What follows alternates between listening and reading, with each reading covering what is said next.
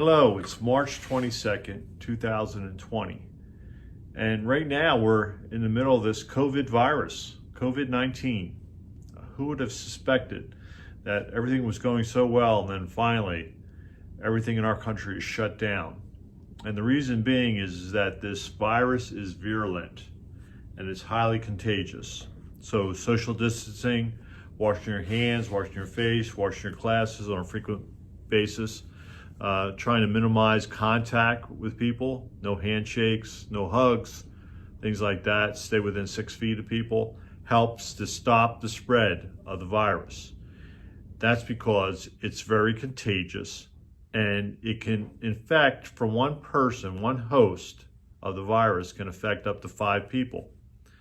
Now we know that it's very contagious, but also we know that it can be very virulent to people that are immune compromised.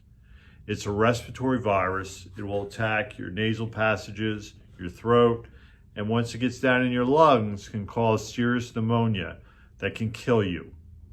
That's very serious. So, as a healthcare practitioner for over 30 years, people keep asking me about herbs and vitamins and all kinds of things that we do to boost immune function. Well, if you're immune compromised and you have an autoimmune disease or you have immunity that is overreactive to allergens like food allergies, irritable bowel syndrome, and so forth and so on, you have to be very careful about supplementing with herbs and vitamins over a small level. And if you're immune compromised, you shouldn't be supplementing immunity at all to upregulate immunity. You don't need to upregulate it because it's overreactive at this point. So, we need to get through the social distancing. We need to stop the spread of this virus. And we have to stop it from getting to individuals in society that will have a crisis if they get COVID-19. And the suggestion I'm making is that outside the medical profession, who are doing great work to save people's lives, the nurses, the doctors, the hospitals, the acute care centers that are there doing great work to protect our society, you need to listen to your doctor. If you think you had COVID-19, get tested. Once you're positive, get the proper medical care and make sure you quarantine yourself so that you're not spreading it to anyone else. That's the most important thing. Now, what can you do in your day-to-day life to enhance your immunity? Well, barring herbs and vitamins, taking at a megadose level, stop it. Don't do that. It won't help you. It can make it worse. It can interfere with the medications and the drugs that the doctors give you to help to mediate it. But there are things that you can do, right? That are sensible things that help boost immunity. Now, the number one thing that you can do is have your vitamin D levels checked. Okay, so once you have your vitamin D done, right? So look at vitamin D levels because they decline over the winter months because we don't get a lot of sun exposure. And overall in our society, we know that our vitamin D levels are usually low, especially for women and now men too. So we got to take care of the vitamin D level. So easy to supplement for vitamin D level. And now that it's heading into spring, which is an advantage for us, we'll get more sunlight during the day. The days are longer. The more sunlight we have and the more we're exposed to sun, the better we are. Not only just for our immune system, but for our bone health, for our sleep patterns, our circadian rhythms are better when we get exposed to sunlight. So get the vitamin D checked. If you're low, supplement. If you're not low, don't supplement, but get out in the sun. 20 minutes of sun exposure a day, plus exercise.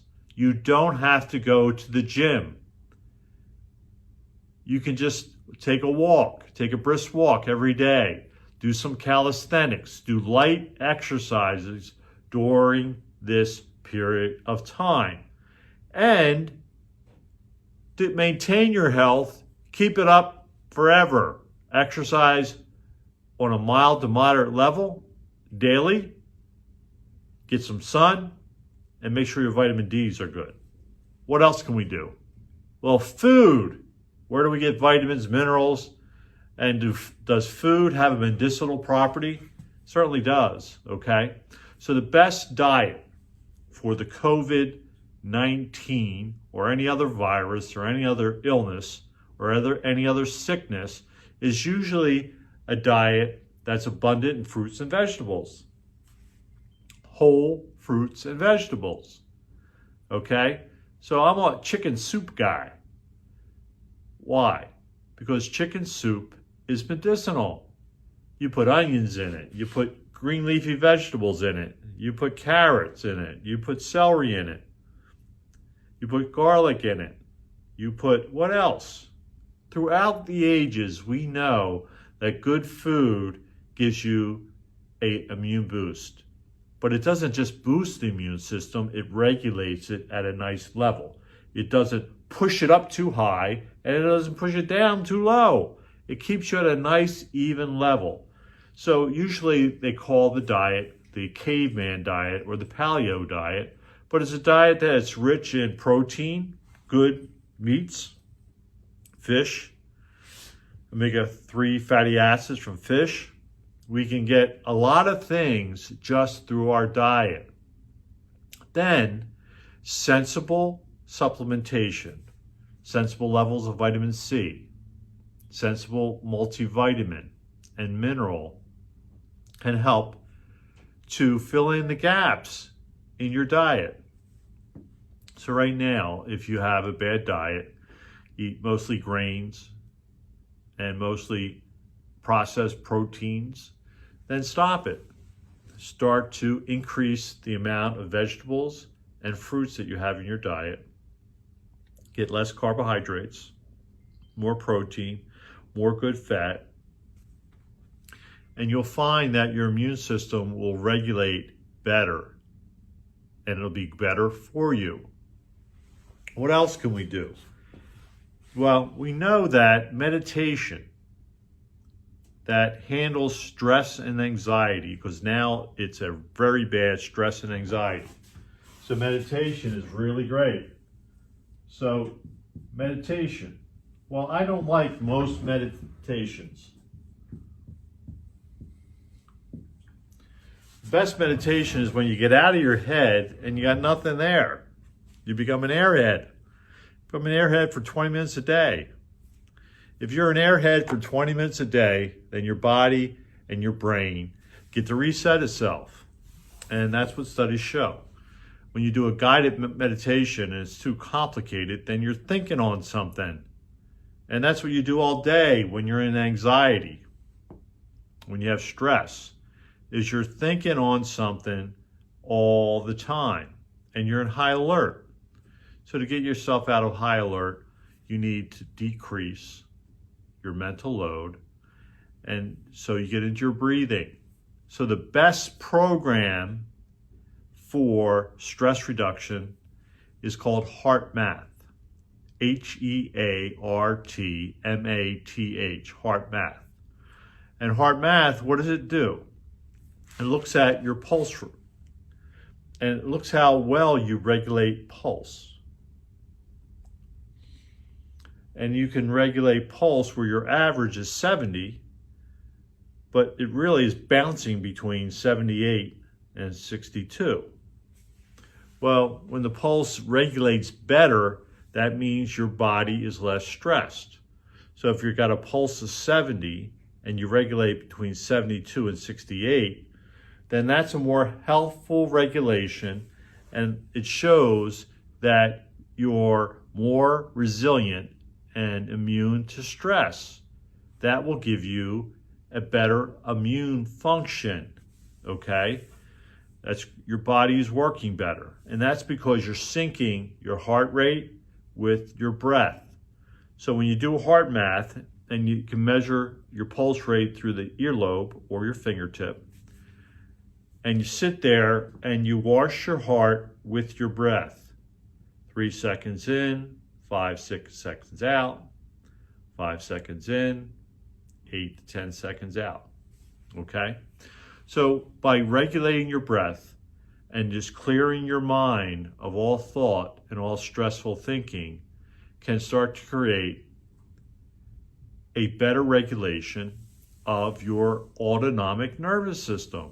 That's the difference between the sympathetic response, which is fight, flight, and a parasympathetic response, which is a restful system in your body.